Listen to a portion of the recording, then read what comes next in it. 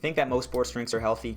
Think again. In this video, we are going to dissect the problem with most modern day sports drinks. And before diving into it today, if you are looking for more ways to simplify the process of getting healthy and optimize how to burn fat and build muscle, tap that subscribe button, click the bell icon to be notified when we release new videos, and like this video. And with that being said, let's get into it. Hey, what's up everybody? My name is Skylar Deem. I'm a men's lifestyle fat loss coach, and the information in this video, as well as all of our other videos, has been used to help our clients such as Bob here lose their gut, build lean muscle, and improve their health. It's also helped people like me overcome energy issues as well as mental health issues as well. Now, before we actually dive into it today, I want to get a couple things out of the way. So number one, this is not a taste review. Most sports drinks taste great to me because they are artificially sweetened, because they have a lot of sugar, and so I'm not here to talk about taste. This entire video is going to be from a perspective of health. And to add to that, I also want to say that there's levels to this stuff, right? In this video, we're going to talk about ingredients, we're going to talk about sugar, how it impacts the body, and a lot of things that I say may be taken as this fear mongering. I want you to understand that there's moderation with everything, right? If you have some of these sports drinks 1, 2, 3 times a week, but your diet is extremely healthy, or you implement something like fasting, which is what we teach, it's not going to be an issue. But what's an issue to me is when you're not aware of what you're consuming, and so you're consuming a lot of these modern day products, and you're basically flooding your body with toxins every single day. To that, some people may say, but it's just normal. It's just how things are. Companies have to make money. And I agree that it's normal right now, unfortunately. Just because it's normal, it doesn't mean it's a good excuse to put ingredients in our food that are actually making us sick, unhealthy, physically and mentally. And then the final thing I'll say here is you get a lot of people say, well, yeah, it's healthier than X, right? Well, yeah, Logan Paul's new drink Prime is healthier than Gatorade. To me, that's like going out and stabbing someone and saying, well, I only stabbed him once, whereas that guy over there stabbed him 100 times, right? Stabbing someone is still wrong. And so yes, it may be healthier, but that doesn't mean it's healthy. Okay. With that out of the way, let's dive into my issues with sports drinks. So the first thing is that when we think about the purpose of sports drinks, most sports drinks are here to hydrate you and to allow you to replenish fluids, electrolytes, and glucose in the body. And so these drinks are designed with either high sugar or other components to help our body when it's exhausted, whereas when we look at it, the majority of people who drink sports drinks are not active people. And so what we do is we rationalize, right? Well, it's made for sports, so it must be healthy. But if you're sitting around drinking these all day and you're just playing video games and not being active, you're probably getting a lot of ingredients that your body doesn't have the ability to process effectively. You probably have a lot of sugar that your body's not going to be able to burn through, and other artificial ingredients that aren't going to be good for you. And so when we look at this from a big picture, a high level of sugar intake and all the other ingredients in there is related to things like weight gain, gut health issues, which is connected to metabolism, mental health, so many other things, as well as energy issues and potentially even diabetes. And so yes, if you're using these right, they may not be as bad for you as I'm making them sound, but what most people are doing, in my opinion, is they're not being as active and they're just using this as an excuse to just have something that tastes good. There's a study that actually came out from Harvard that showed that sports drinks comprise about 26% of total sugar sweetened beverage intake, 26%. And so when we look at that, we can pretty confidently say that 26%, that entire group of people, is not being as active as they should. And so put 2 and 2 together and you're finding that these people are probably consuming more sugar than they can burn off, and they're probably creating some internal issues because of it.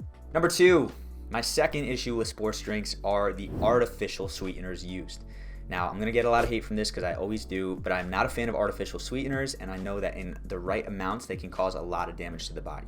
Now, again, if you're having it once a week, not a problem. But if you're consistently consuming these artificial sweeteners, which a lot of people are because they're in things like pre-workout, protein powder, protein bars, sports drinks, and a lot of other snacks out there, you can create a lot of internal issues. Not only are you going to create gut health issues, but you're going to get this artificial sweetener. Your body's going to think that it's gotten something sweet, but there's not going to be any calories attached to it, so your body's going to want to go out and seek more of that sugar. Right, because sugar in general is just fuel for us. And so if we don't have any calories from it, but it tastes like we're getting calories from it, we're just going to want to go out and get more. So some artificial sweeteners to be on the lookout for: aspartame, which you probably won't find in sports drinks, but then you've also got sucralose and ACESULFAME potassium, which are the big two. And so if you look at something like powerade, right, you go to this, it has 0 calories, which to a lot of people is awesome, but then you go to the ingredients and you see both sucralose and ACESULFAME potassium in there. And so to me, as something that's marketed as either 20 calories or 0 calories, usually most people tend to think it's healthy, whereas these ingredients are stacking up and creating some health issues in the body. Now, before we move into the next point, I'm curious, how many sports drinks on average do you drink during the week? Let me know in the comments. I'd love to hear from you. Issue number 3 for me is the food coloring that they put in these drinks. Now, food coloring in itself could be a whole nother video, but the studies are showing that it is just not good for you. I'm talking about the red dyes, the blue dyes, the yellow dyes have been connected to things like ADHD and hyperactivity, especially in kids, as well as other issues in the body. And so when we look at this, a lot of these sports drinks are being used by children, right? And even if these children are active, even if they're playing sports, these food dyes are still interacting with their body in a negative way. And so when we look at this terrible cycle, a child has ADHD, they're brought to the doctor, they're put on a medicine, whereas if we just remove the food coloring, there's a potential that that ADHD would drastically reduce. And food dyes have been connected to things like hives and asthma, and we think about it, sports drinks are supposed to make you more athletic, asthma is probably going to make you a little bit less. Issue number 4 for me, and this is probably the biggest one because I'm all about transparency and honesty, is the misleading marketing that these sports drinks use, right? If we look at commercials, the athletes, the high performers are using these drinks. If we look at marketing for something like Logan Paul's drink, Prime, you know, he's done a streak on Instagram of just saying this is the healthiest drink out there, this is the best drink. And I'm not a fan of that. I can't get behind that because one of the best and most important things we need in this industry is honesty. Because if we're not honest, people are going to think that these things are healthy. Now all of a sudden they're drinking 2 to 3 bottles of Prime every single day. And what do you know, a couple months down the line, they're dealing with anxiety and depression. They're dealing with ADHD. They're dealing with all these other things that are just completely avoidable with the right diet.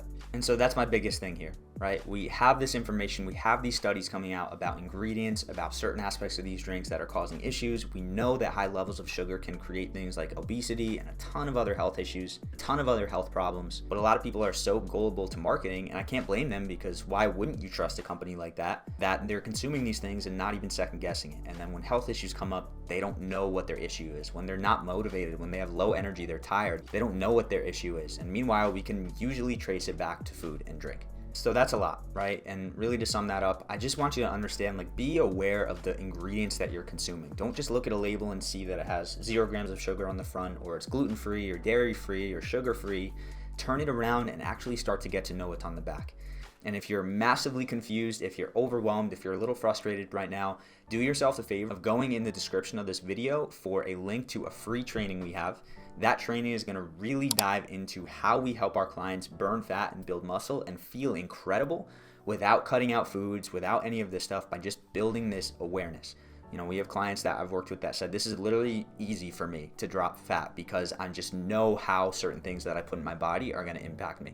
And it's not saying no to cookies, it's saying no to cookies with this ingredient, and this ingredient. So check that training out. But of course, if you enjoyed this video, you're looking for more, subscribe to the channel.